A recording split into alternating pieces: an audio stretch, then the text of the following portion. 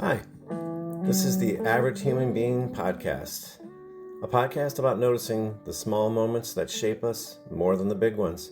I'm Darren Mell, Average Human Being. I'm not here to teach you anything, just talk about being human. Thanks for listening.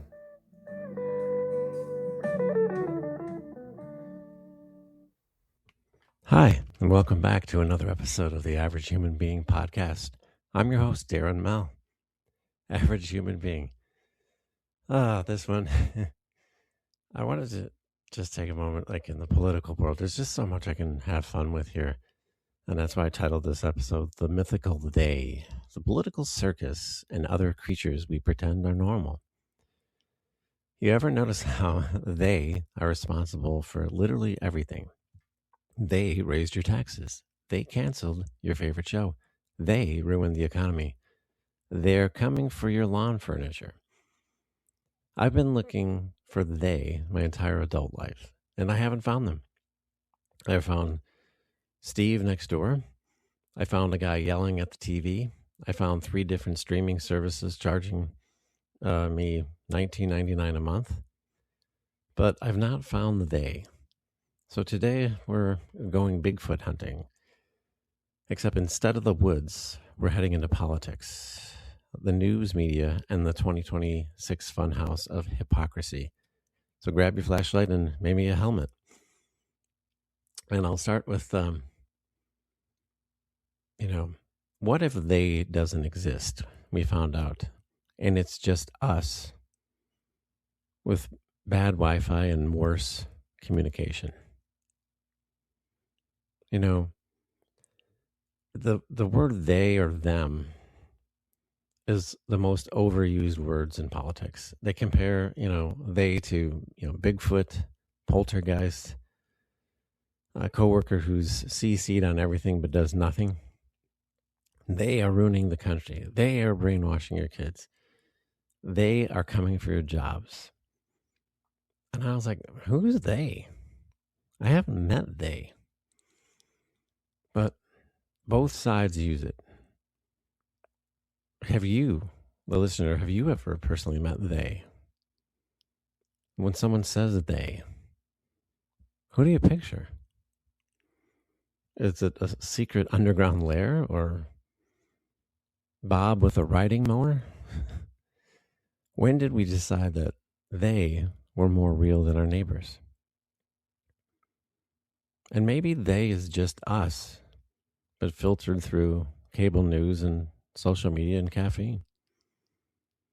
But if they are mythical creatures, politics in 2026 and recently is the enchanted forest.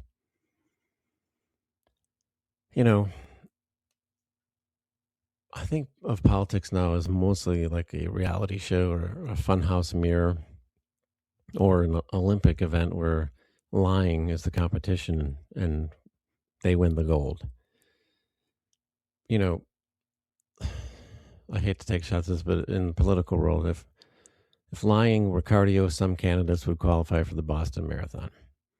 And fact checkers have become the professional referees at the World Championship of garbage. And I think Lie of the Year sounds like it could be a Grammy category.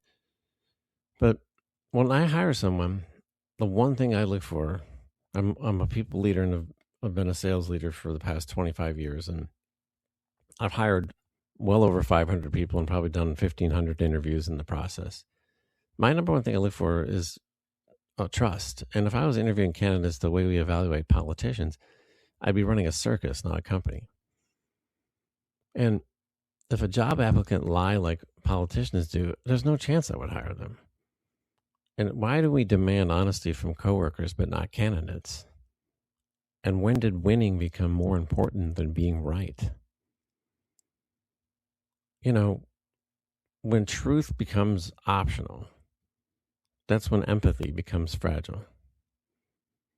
And if politics is the circus, then the news is the carnival barker yelling, "Step right up." Another thing with the news, which in the past year and a half, I don't watch any mainstream news anymore. It's just I know I can see through it. And just a few points on that. If anchors now on these news channels, there's caffeinated, caffeinated like a game show host, and breaking news now means somebody coughed loudly and somebody caught it on video. And it's like sponsored panic, and commercial breaks are longer than most attention spans. And some of the, like, just think about some of the breaking news headlines. It's like, are you breathing too confidently? Experts weigh in. Is your neighbor a spy? We'll speculate wildly at 11. New study suggests sunlight might be suspicious. When was the last time that breaking news changed your life? Do you feel informed or just exhausted? And is the news reporting reality or just scripting it? The biggest thing too is accountability. And I think I mentioned this in the previous episode, but when is the last time you've heard anybody say they were sorry or that they admitted that they were wrong in front of more than one person? There's always the quiet corrections and then the spin that they put on at 3:50 in the morning and no one sees it. The only thing thinner than the media accountability, in my opinion, is the plot, of a Saturday morning cartoon. And, there's this double standard when it comes to it. And I'm saying this out of perspective to see if anyone else in the community feels this way, but workplace honesty versus political dishonesty is one of the things. And what we teach kids versus what we tolerate. Why do we expect integrity from 8-year-olds but not elected officials? And would you tolerate political behavior in your workplace? The rules of decency don't disappear when someone runs for office. There's personal vulnerability out there. I struggle with this myself. It's exhausting. It's loud. It's constant. You want to try to control what you consume, but you can also control how you treat people and replace they with we wherever possible. What if your political opponent is just someone scared about something different than you? And what if connection weakens they more than outrage ever could?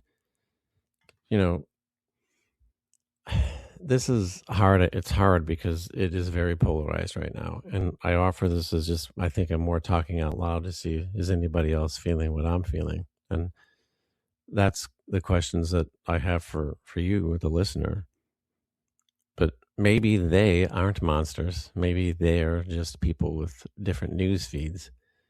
And maybe the funhouse only works if we keep staring into the mirrors. But if we can start talking like adults instead of headline writers, they turns into we. And wouldn't that be worth something voting for?